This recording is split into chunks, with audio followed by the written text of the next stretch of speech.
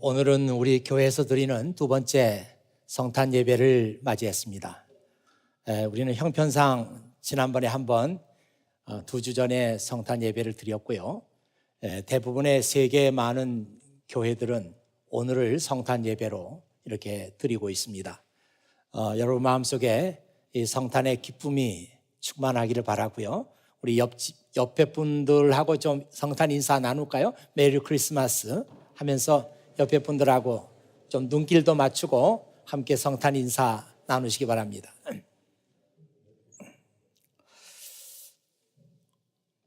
미국에서 성탄 예배를 드리니까 한국에서 드렸을 때하고는 많이 다른 것 같아요.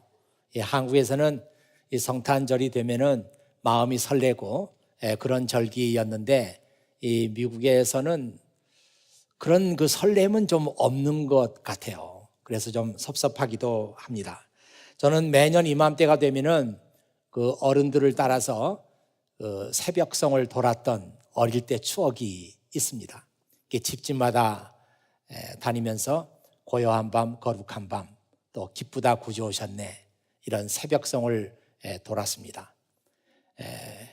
그 새벽성 부르는 분들이 가서 그 집 앞에서 고요한 밤, 거룩한 밤 부르면 그 집에서 깨지 않고 기다리고 있다가 나와서 같이 찬송을 부르고 다 끝나고 나면은 메리 크리스마스 하고 인사하거나 성탄절에 복 많이 받으십시오 이렇게 인사를 하곤 했습니다.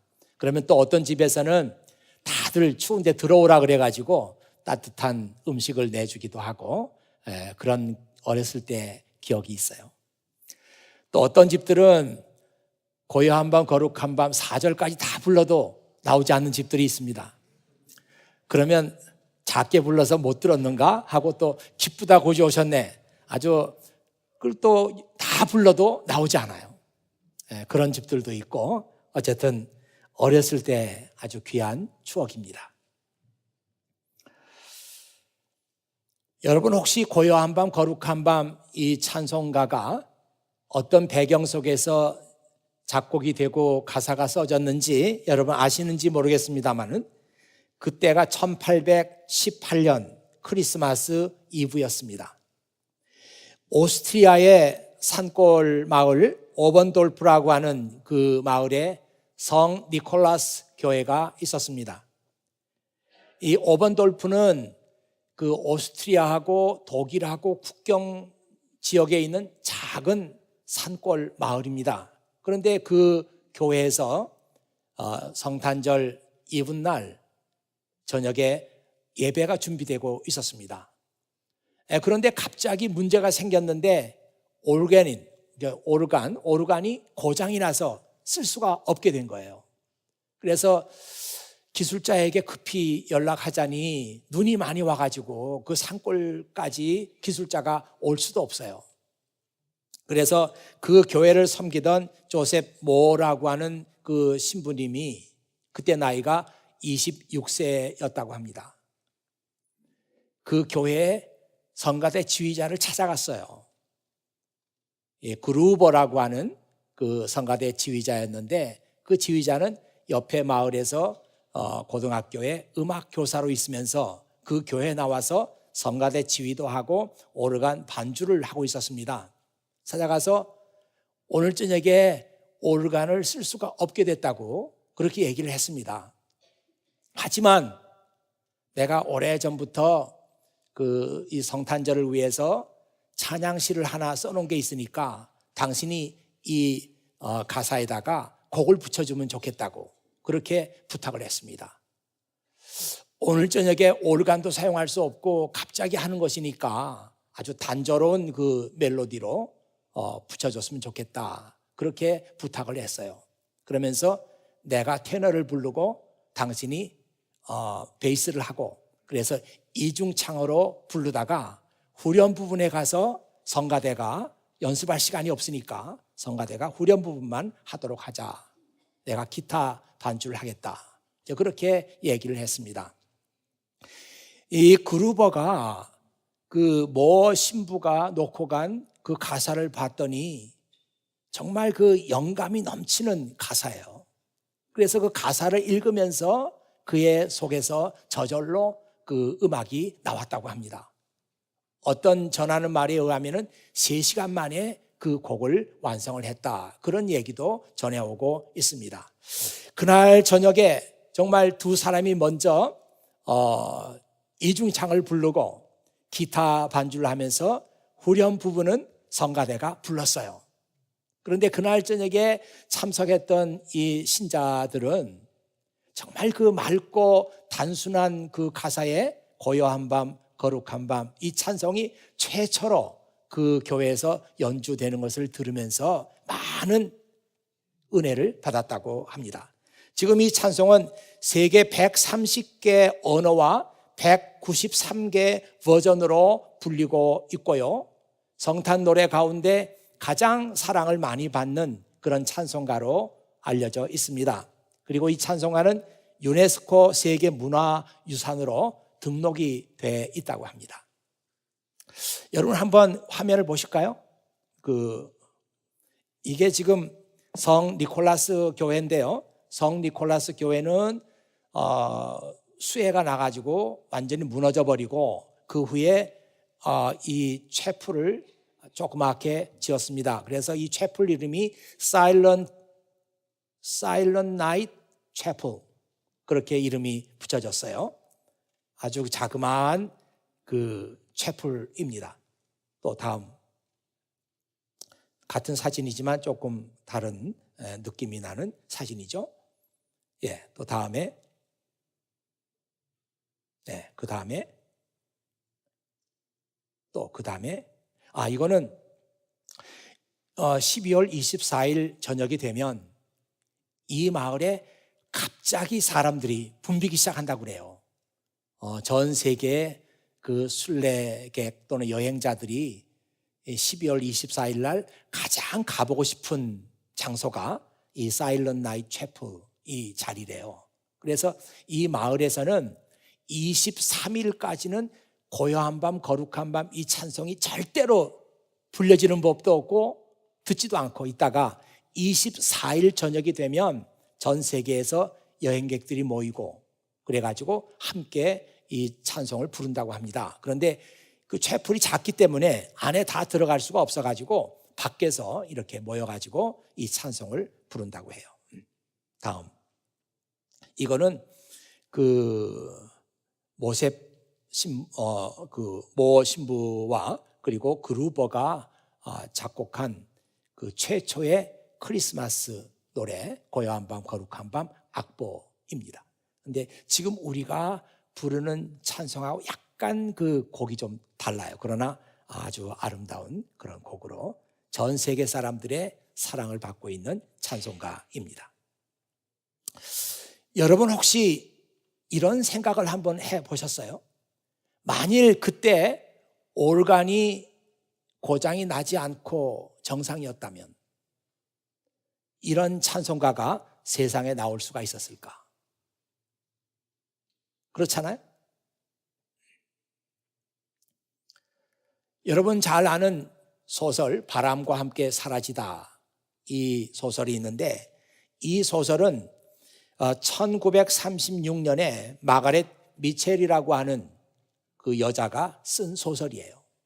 그런데 이 유명한 소설이 나중에 그 퓰리처 상을 받을 정도로 이 소설이 유명했는데 하마터면 세상에 나오지 못할 뻔했다고 합니다.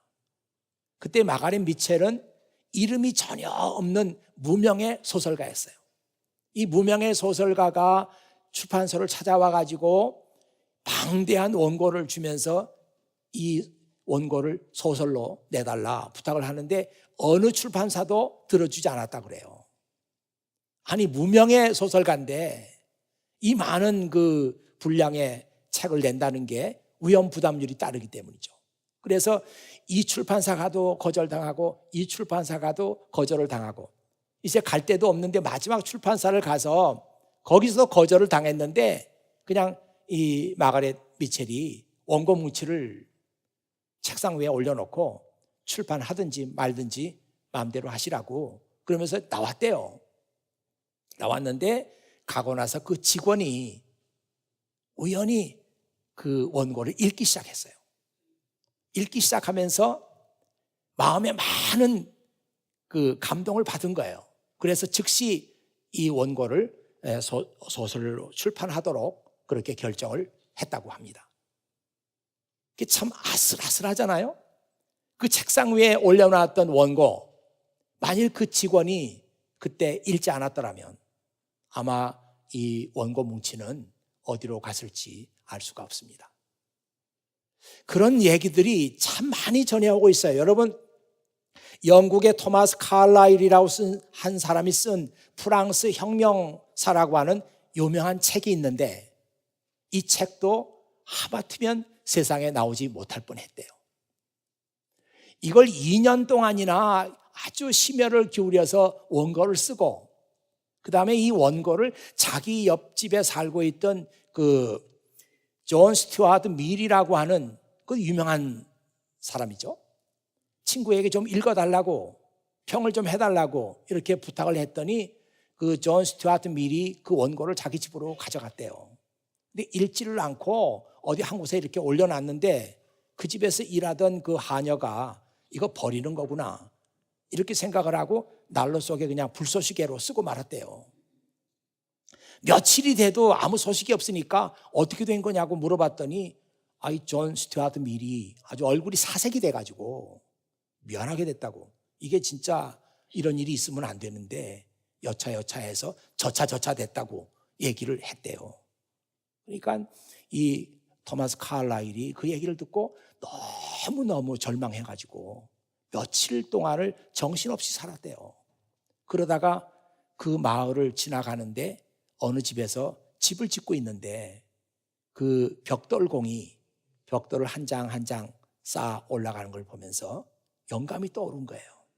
비록 그렇게 됐지만 내가 저 벽돌공처럼 다시 벽돌을 한 장 한 장 쌓아 올리면 다시 쓸 수 있다, 이렇게 생각하고 그때부터 3년에 걸쳐서 다시 원고를 썼어요.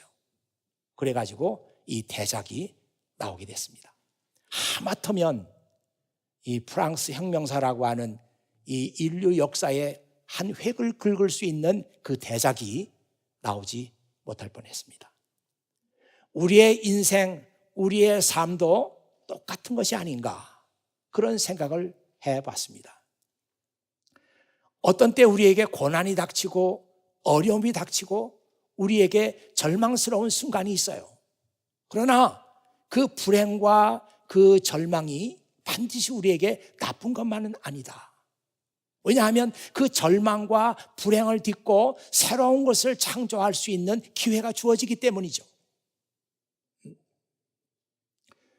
이런 사람, 그 불행을 새로운 창조의 기회로 받아들이는 사람, 이런 사람들에게는 고난도 역경도 시련도 하나님이 주시는 선물이 될 수가 있습니다.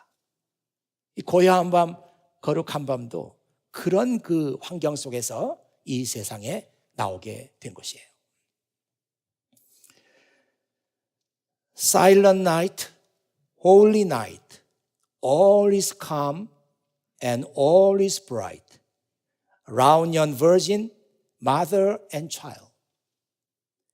고요하고 거룩한 밤, 그리고 그 처녀 어머니와 아들 주변에 모든 것이 고요하고 그리고 빛이 나고 있네. Holy infant, so tender and mild.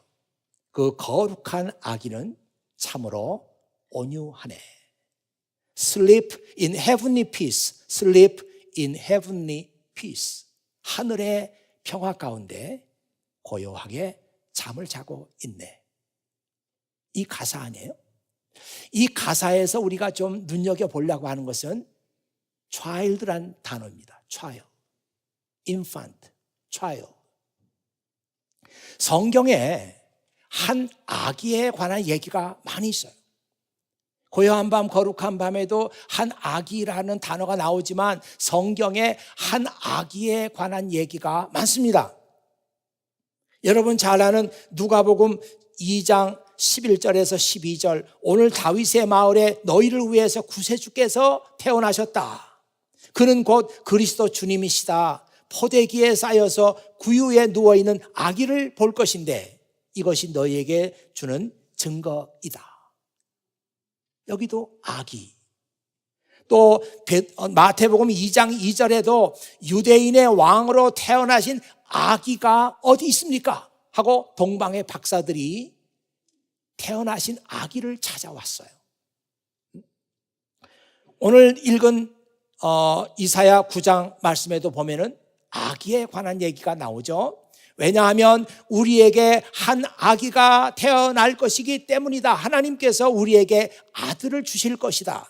그의 어깨 위에 왕권이 주어질 것이다. 그의 이름은 기묘자, 모사, 전능하신 하나님, 영원히 살아계신 아버지, 평화의 왕이시다.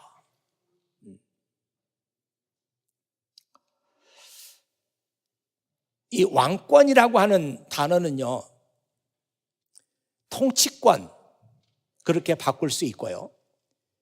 영어 성경에서 보면은 이 왕권이라는 단어를 government라고 번역을 했어요. government. 이 government 그러면 정부 또는 정권, 그렇게 말할 수 있죠. 뭐 오바마 정권, 오바마 정부, 그것도 government라는 단어를 쓰는 거예요. 어저께 뭐 우연히 또 어떤 영상을 봤더니 뭐 트럼프가 여기 가서 저기 가서 뭐 이렇게 연설한 그런 것들이 있더라고요.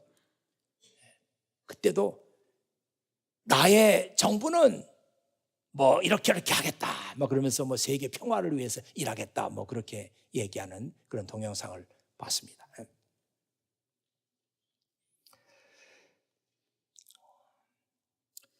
학자들은 이사야서가 기록된 것이 기원전 약 한 700년 정도라고 그렇게 보고 있습니다. 예수님께서 한 아기의 모습으로 태어나신 것은 700년 전에 예언했던 이사야 예언자의 예언이 그대로 이루어진 것입니다. 한 아기가 태어날 것이다, 이렇게 말했는데 700년 후에 유대 나라에서 한 아기가 탄생했다. 그 얘기들을 일제히 성경 말씀에 기록하고 있습니다. 여러분, 성경 읽으면서 한 아기에 관한 탄생의 이야기, 이 얘기가 왜 그렇게 중요한가? 그런 생각을 해보셨는지 모르겠습니다만은 이 유대 민족들은 오랜 기간 동안 고난과 그리고 강대국 사이에서 메시아에 대한 꿈을 가져왔어요. 구원자, 메시아가 오신다. 우리를 구원하기 위해 오신다. 자연스럽게 고난을 받고 있던 그 사람들 사이에서 메시아에 대한 얘기들이 나오고 메시아에 대한 꿈이 생겼어요. 근데 그들은 메시아에 대해서 어떤 생각을 했느냐면 막강한 힘을 가진 전사다. 메시아는 마이티 워리어라고 해요. 마이티 워리어, 막강한 힘을 가진 전사. 그래서 우리를 강대국의 그 속박 속에서 우리를 해방시켜주고, 그리고 우리가 가난과 질병에 시달리고 있는데 그 가난과 질병으로부터 우리를 구원해줄 막강한 힘을 가진 워리어, 그런 모습으로 메시아에 대한 꿈을 가지고 있었습니다. 그런데 하나님께서는 예언자 이사야를 통해 가지고 너희들이 바라고 있는 메시아에 대한 생각은 잘못됐다. 그는 마이티 워리어가 아니라 한 아기, 평범하게 유약한 연약한 모습의 한 아기로 그는 태어날 것이다. 그렇게 말씀을 주신 거죠.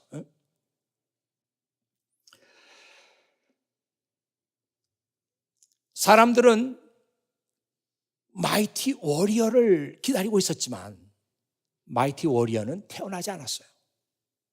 그 대신에 한 아기가 유대 나라에서 태어났습니다.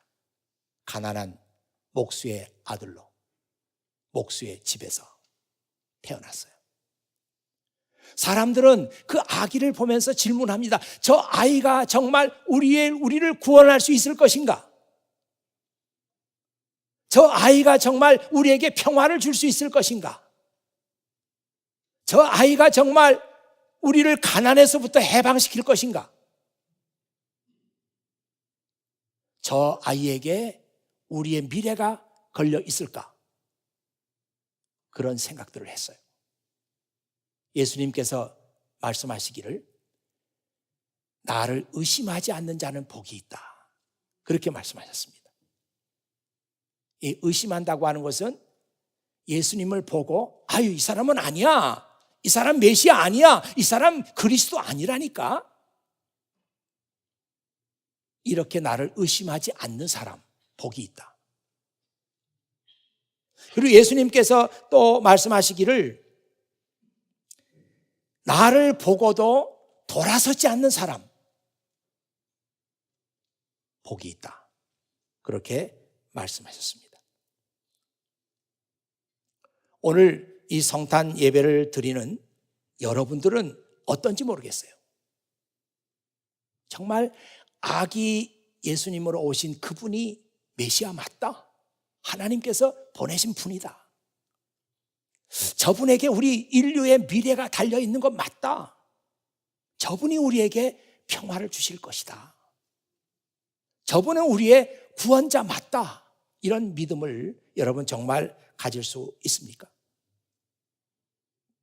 예수님께서는 나를 보고 마음속에 오펜드 받지 않는 사람, 오펜드 받지 않는 사람, those who are not offended by me, those who are not offended by me, 나를 보고 오펜드 받지 않는 사람, 마음이 기분이 상하지 않는 사람 복이 있다. 그렇게 말씀하셨어요. 저는 오늘 이 성탄 예배를 여러분과 함께 드리면서 이 본문 말씀을 어떤 말씀으로 삼을까 여러 번 고민하다가 이사야 오늘 9장 말씀을 제가 선택했습니다. 좀 긴 말씀이지만 특별히 거기서 중요한 말씀은 7절 말씀이에요.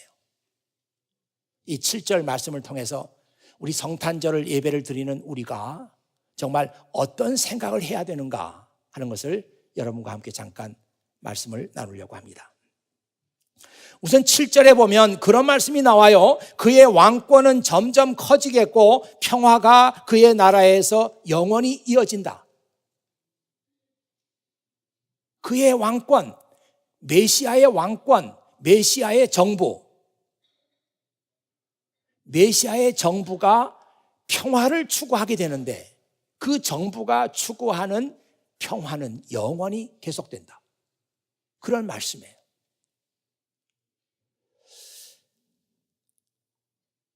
지금 우리가 이 말씀을 한번 되새겨보면서 지금 우리가 살고 있는 이 세계가 정말 그리스도의 왕권이 강화되고 그리고 그리스도께서 추구하시는 평화가 이 세상에 넘치고 있는가?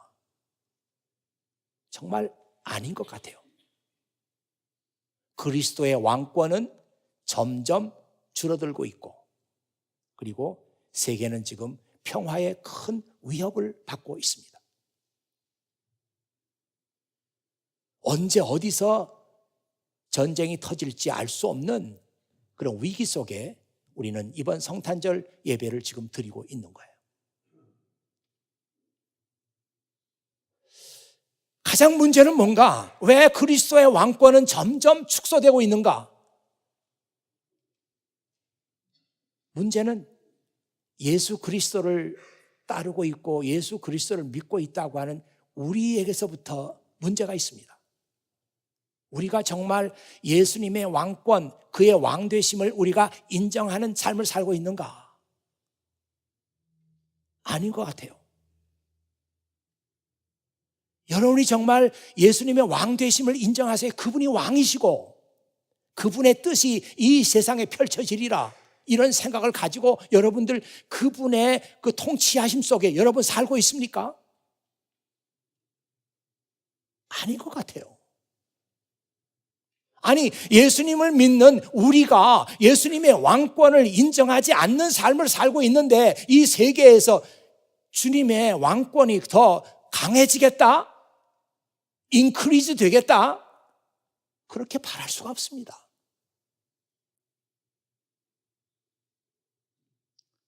그래서 제가 누차 여러분에게 말씀드리는 것처럼 이제는 정말 예수 믿는 사람들이 정신을 차려야 돼요. 아니, 우리부터가 예수님의 왕되심을 우습게 여기고 예수님의 왕되심을 나하고 아무 상관없는 것처럼 여기고 있는데 세상 누가 그리스도의 왕되심을 인정하겠습니까? 그리스도는 이 세상에 평화를 주겠다고 했어요. 그런데 세상은 지금 전쟁의 위협 속에 놓여 있습니다. 여러분들이 앞으로 미래에 대한 꿈과 계획을 어떻게 세우고 있는지 모르겠습니다.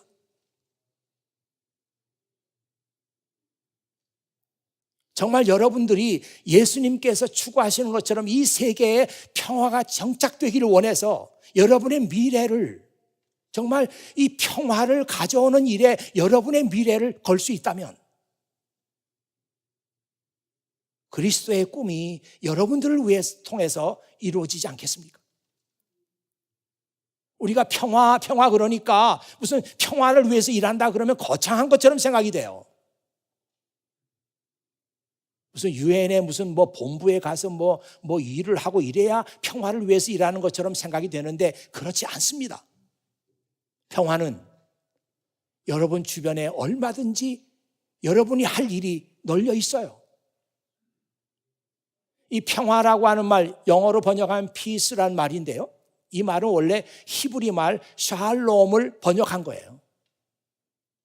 이 샬롬은 정말 뜻이 굉장히 많은 단어인데 영어로 번역하다 보니까 peace로 번역이 됩니다. 그러나 peace 못지않게 더 좋은 번역이 있는데 그 번역이 wholeness란 번역이에요. wholeness 그러면 온전함 또는 완전함 또는 전체, 하나도 빠진 것이 없는 그런 개념이잖아요.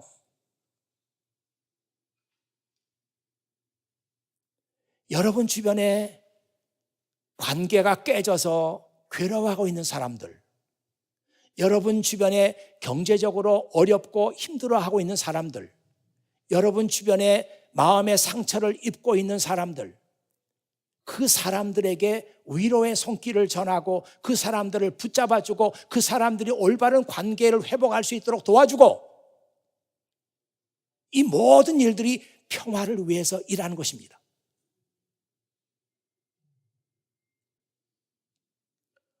홀푸드 그러면은 왜 그 이름이 그렇게 됐는지, 홀푸드, 거기서 푸드를 사 먹으면 완전한 식품이기 때문에 건강해진다, 그런 이미지를 담고 있겠죠. 홀푸드, 이 평화는 홀네스라는 개념이에요.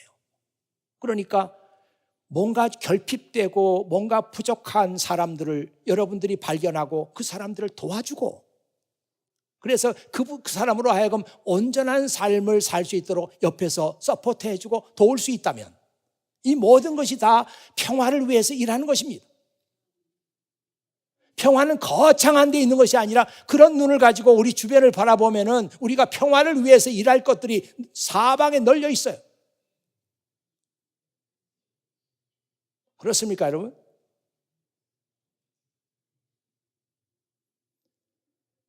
이것이 왜 중요한가 하면은 지금 700년 전에 이사야의 예언이 이루어져 가지고 예수님께서 아기의 모습으로 오셨다 그랬는데 지금부터 따지면 2700년 전이 아니에요?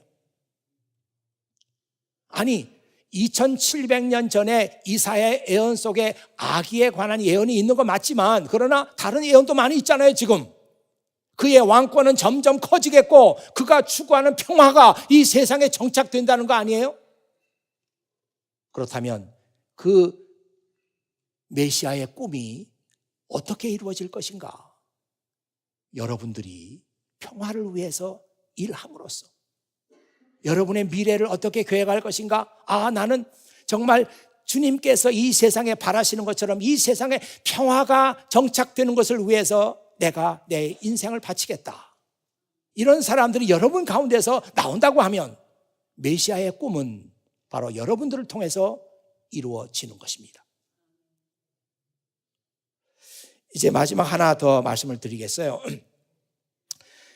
메시아 정부가 정의와 공평으로 이제부터 영원토록 그 나라를 견고하게 세울 것이라고 합니다. 메시아가 통치하는 그 나라는 정의와 공평 속에 세워진 나라이기 때문에 영원히 견고해질 것이다.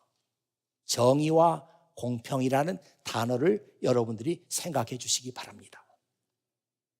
정의란 말은 justice란 말이에요. justice는 뭡니까? 옳고 그른 것을 잘 구별하는 거예요. 어떤 사회, 어떤 나라가 정의가 살아있는 나라냐?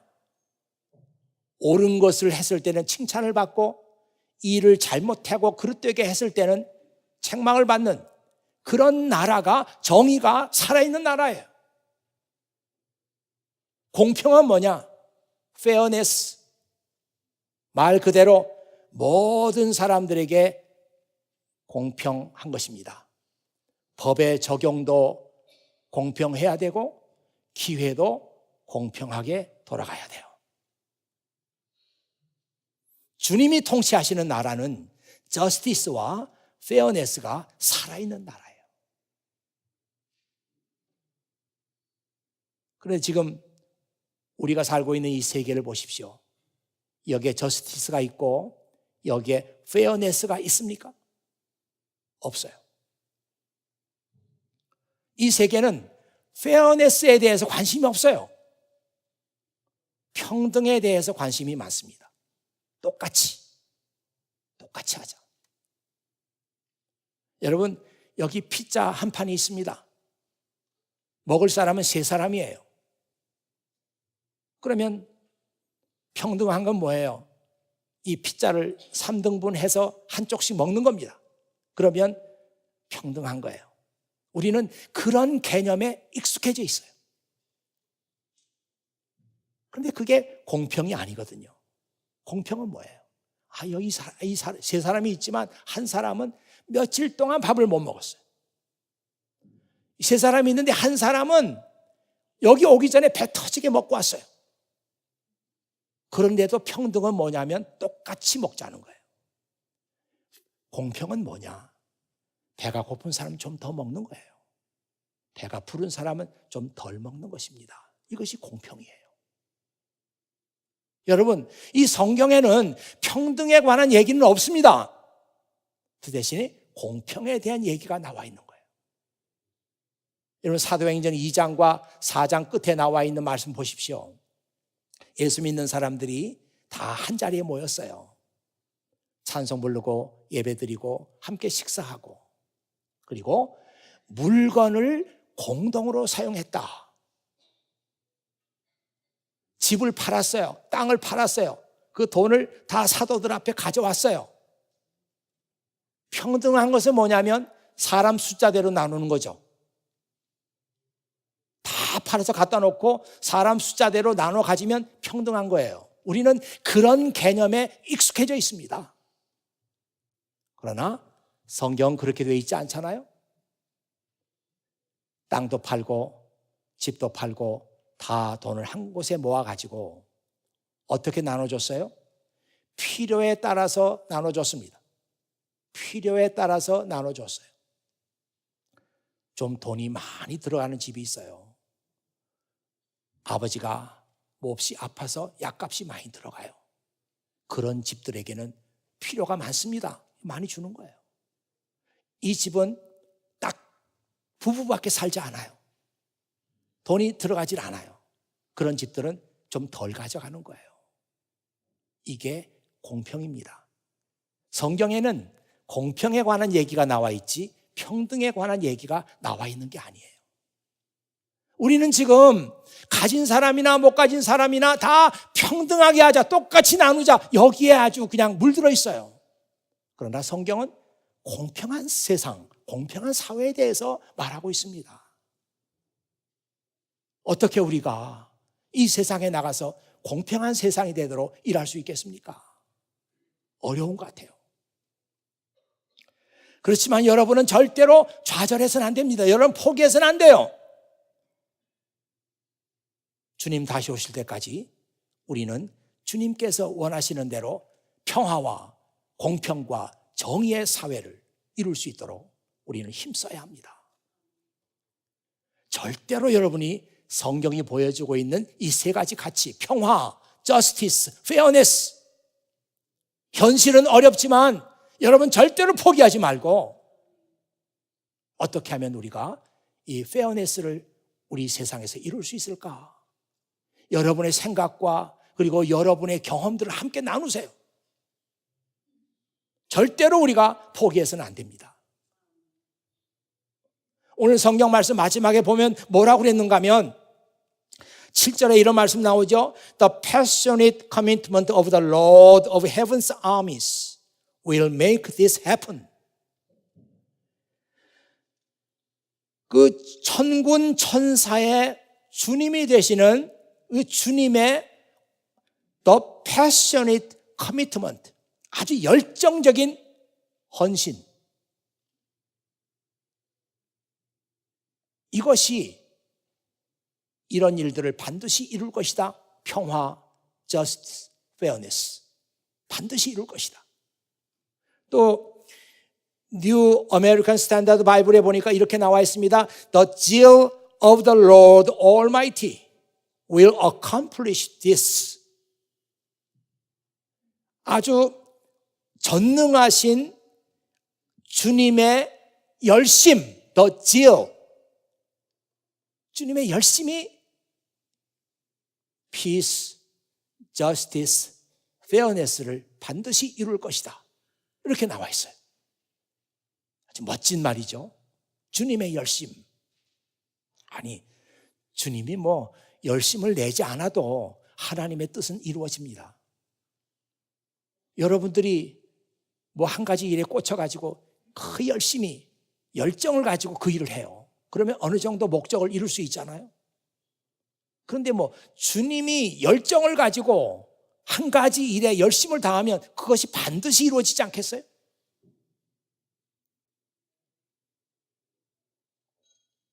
한 가지 우리가 알아야 될 것이 있습니다.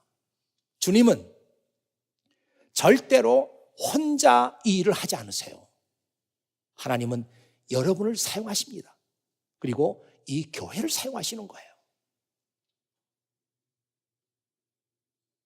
여러분과 함께, 교회와 함께 하나님께서는 평화를 이루는 일, 저스티스를 이루는 일, 페어네스를 이루는 일, 이 세 가지를 하겠다는 거예요. 여러분들이 만일 이 성탄절 예배를 드리면서 이 성탄절이 야 이거 진짜 뭐 기쁘고 즐겁고 아름답게 장식하세 팔랄랄랄랄랄라 뭐 이런 계절만은 아니구나. 정말 이 성탄절을 맞이해서 우리가 앞으로 어떻게 살아야 되고 우리 미래를 어떻게 설계해야 되고 어떤 일에 우리가 헌신을 해야 될 것인가, 이것을 묻고 있구나. 이런 것을 안다고 하면 이 성탄절의 의미가 있다, 이렇게 생각해요. 주님은 혼자 이루시지 않고 여러분을 사용하시고 이 교회를 사용하십니다.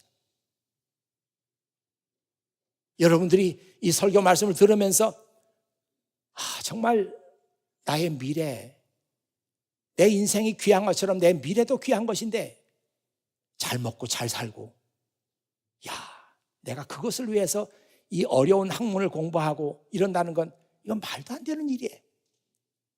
기껏 여러분의 꿈이 뭐 결혼 잘하고 잘 먹고 잘 살다가 때가 되면 죽는 거예요. 이것이 내 인생인가? 그게 아니고 정말 하나님께서 내 생명을 이 세상에 내셨는데 그것보다는 더 귀하고 더 고귀하고 더 아름다운 인생의 목적이 있지 않는가? 오늘 성경 말씀 보니까 평화를 위해서 일해라. 저스티스를 위해서 일해라. 페어네스를 위해서 일해라. 이게 하나님의 뜻이다.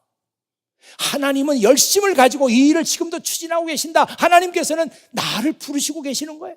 이 교회를 부르시고 계시는 거예요. 이거를 알고 여러분들이 여러분의 미래를 그런 일을 이루는 일에 드린다고 하면 여러분들은 주님의 열심을 이루는 일에 파티시페이트 하는 것입니다. 야, 생각만 해도 가슴이 벅차지 않아요?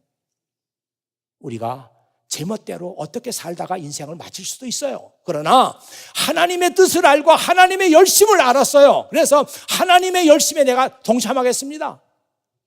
그래서 이사야의 예언자가 예언이 이루어져 가지고 예수님께서 한 아기의 모습으로 오셨는데 그의 왕권이 점점 튼튼해지고 평화가 증진되고 그리고 페어네스와 저스티스가 이루어지는 세상이 될 것이다. 이렇게 말씀하셨는데 여러분이 만일 그 일에 동참한다고 하면 여러분은 하나님의 열심에 동참하는 인생이 되는 거예요. 저는 이것이 2017년 성탄 예배를 드리는 여러분들에게 주시는 하나님의 말씀이고 우리 교회에게 주시는 하나님의 말씀이다. 이렇게 믿습니다. 주 성령께서 여러분의 마음속에 새로운 인생에 대한 결단이 있기를 주 성령께서 여러분의 마음을 움직이기를 주의 이름으로 축원합니다. 기도하겠습니다. 아버지 하나님 감사합니다. 이날도 아버지 하나님께서 참 저희들에게 주의 말씀을 읽게 하시고 그 말씀의 뜻을 새기게 하시고 이 성탄절에 우리가 생각해야 할 것들이 무엇인가 하는 것을 말씀해 주셨습니다. 아버지 하나님, 정말 이 세상은 성탄의 기쁨도 점점 잃어버리고 있고 그리스도의 왕권은 점점 희미해져 가고 있으며 언제 평화가 이루어질는지 언제 페어네스와 저스티스가 이루어지는 그날이 올는지 막막하기만 합니다. 그러나 아버지 하나님께서는 지금도 열심을 가지고 이 일을 추진하고 계시고 우리 각 사람을 부르시고 이 교회를 부르시고 계신다는 주의 말씀을 들었습니다. 아버지 하나님, 단 이 중에 한 사람이라도 하나님의 열심에 동참하는 사람들이 나오게 하여 주시옵소서. 우리 교회가 계속해서 하나님의 열심에 동참할 사람들을 키워낼 수 있도록 이 교회를 축복하여 주시옵소서. 우리 구주 예수 그리스도의 이름으로 기도하옵나이다. 아멘.